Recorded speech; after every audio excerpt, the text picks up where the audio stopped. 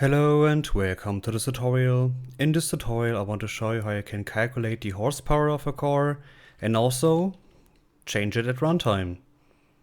So let's go. First of all, we were using a custom car for this tutorial, which is not necessary. You can also do this with a default car. If you want to know how you create a custom car, of course, links in the description. Let's open up our car here and go to the vehicle movement component and go to the engine setup, where we have the torture curve, the max torture and the max RPM. So here we have the calculation. We take the max torture, multiply this by the max RPM, divided by 9550 and multiply this by 1.36. Then we get the horsepower.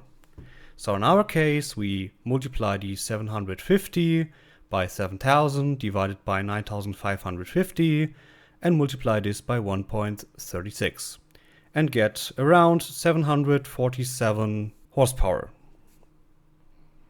So let's change this up here. Let's choose a classic one, a max torture of 220 and then max RPM of 5000. With our calculation we get a horsepower of 157.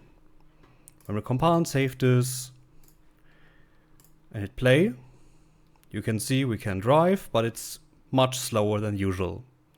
So we have much less horsepower. Alright, so this is how you can create different cars with different horsepower. But the question is how you can tune it. So how you can change this horsepower at runtime with a different engine, for example. For this, we have one problem. We can't change this engine setup directly inside the blueprint. It's not possible to edit this at runtime. But we have another way. For this, let's go back to our level here. So we have our Firebird here, or our default car if you want. Then we go right click, create child blueprint class, and let's call this Firebird V8, just for example. Open this up. And all we need to change is we go to the vehicle movement component and we want to change it back to 750 and 7000. Keep in mind to change the transmission setup as well. Then we go to the vehicle advanced pawn, so the parent class of all cars here, where we have all the setup, all the inputs. And now let's create a new input here. For example, the 1 key. Now we need a game instance. So let's go back to our level here, go where we want and say right click, blueprint class and search for the game instance. This one here, select, and let's call this my instance. Open this up. This gets a custom event. It's called change car. We get the player pawn, we get the transform, so the actor transform. Then we want to promote this to a variable called location. You want to set it at the begin. Then we select the custom event because we need two inputs here. We have the current car, which is an advanced vehicle pawn object reference. Then we need another one. This will be the new car, which will be the class reference, like that. From the current car, we say destroy actor, put it right here. Then we take out the location and say split structure pin. We say spawn AI from class. Very important, not the actor, we want to spawn an AI from class.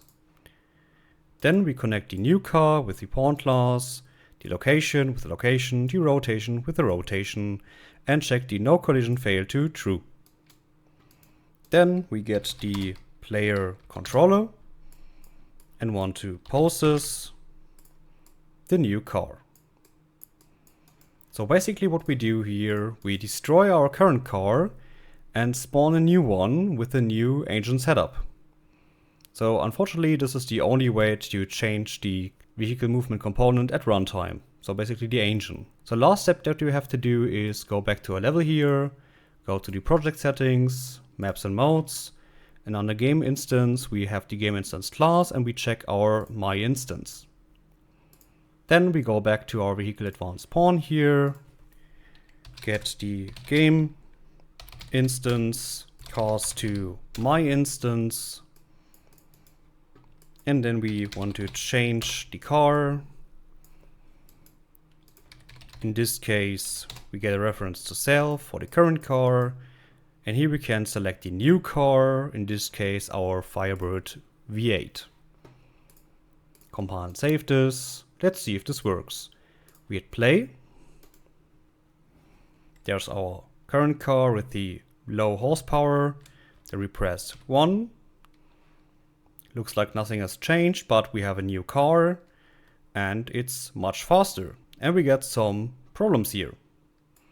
So let's take a look. We have to change the update speed function. So let's click on it. There we are. We are on the vehicle player controller and we have the event tick where we update the current speed and the current gear. All we have to do is we get the controller pawn here and this go down here. We can remove this one here, uncheck this one. So, and the event tick, we just connect the new vehicle movement component to the forward, speed and the current gear. And we just connect this right here, so even when we change the pawn, it updates the HUD. Compile and save this. Let's see if this works. We hit play. We have our normal car with the low horsepower. We press 1. We change to the V8 version and it's much faster. Great. So I hope you enjoyed this tutorial. If you have any questions, please let me know and yeah, goodbye.